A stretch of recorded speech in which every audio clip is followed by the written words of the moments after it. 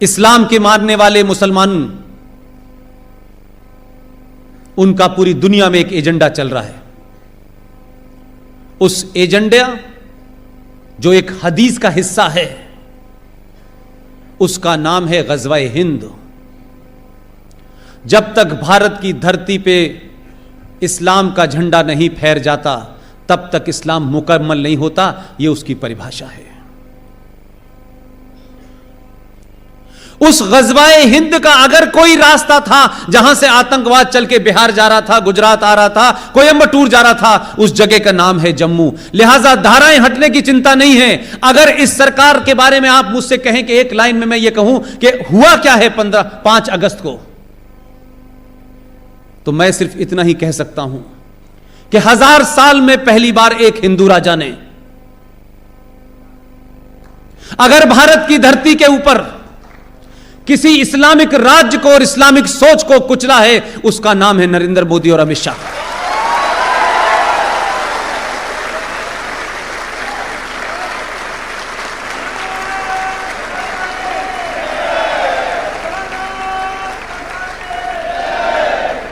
जिस राज्य के अंदर तिरंगा फहराने वालों को मारा जाता था, जिस राज्य के अंदर आईएस आतंक की सबसे बड़ा संगठन एक काले रंग का झंडा लेकर के चलती थी, जुमे की नमाज के बाद उसको फहराया जाता था, आतंकवादी खुलेआम फहराते थे, भारत की सेना को गोली मारने का आदेश नहीं होता था, पुलिस वाले उनसे मिले हुए होते थे, उस काले झंडे के ऊपर लिखा होता था ला इलाहा इल्लल्लाह मोहम्मदन रसूलुल्लाह, यानी कुरान मजीद का पहला कलमा लेकर के जिस झंडे पे लिखा होता था, उस झंडे को आतंकवादी चलाते थे। उनको गोली नहीं मारी जाती थी, लेकिन तिरंगे पे फहराने वालों को जेल में डाला जाता था। इस फैसले से जम्मू कश्मीर का जो जम्मू है, वहां से जो ग़ज़वा-ए हिंद आने वाला आतंक था, उसका मुंह बंद कर दिया गया है।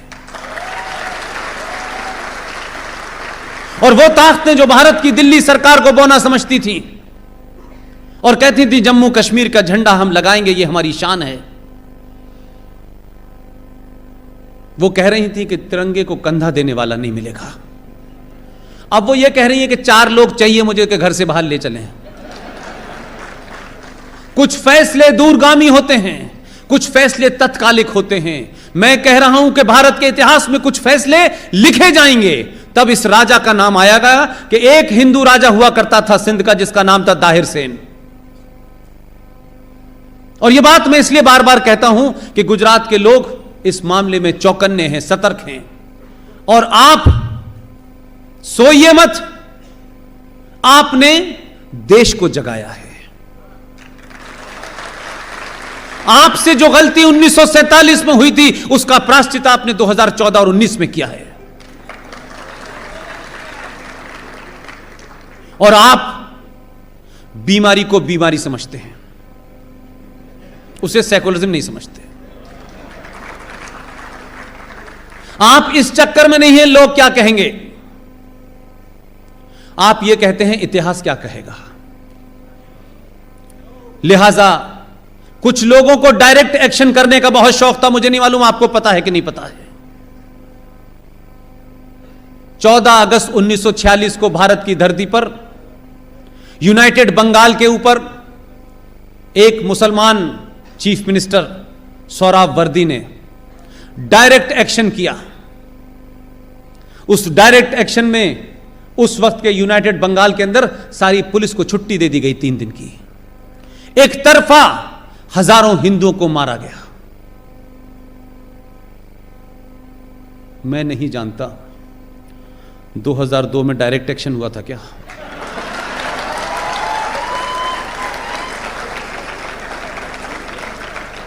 बार बार कुछ लोगों ने कहा आपके आदमी से, मुख्यमंत्री तो वो गुजरात के थे, लेकिन लोग रोज धमकाते थे 15 मिनट की हटा लो जरा। इसने कहा 2 घंटे के लिए हटाता हूं। अब आवाज नहीं निकल रही है, इसलिए मैंने कहा जीवन में स्थायी और राष्ट्र में स्थायी शांति चाहते हैं तो बीच बीच में शक्ति का प्रदर्शन करते रहिए। एक बार के मात्र एक बात से कि आपने गुड नाइट लगा दिया है तो मच्छर भाग जाएंगे। भाग जाते हैं लेकिन फिर वापस आ जाते हैं। लेकिन एक बार साल में आपको ऐसी दवा छिड़कनी पड़ती है कि वो मर जाए, क्योंकि आप अगर नहीं छिड़केंगे तो डेंगू आप ही को होगा, उनको नहीं होगा।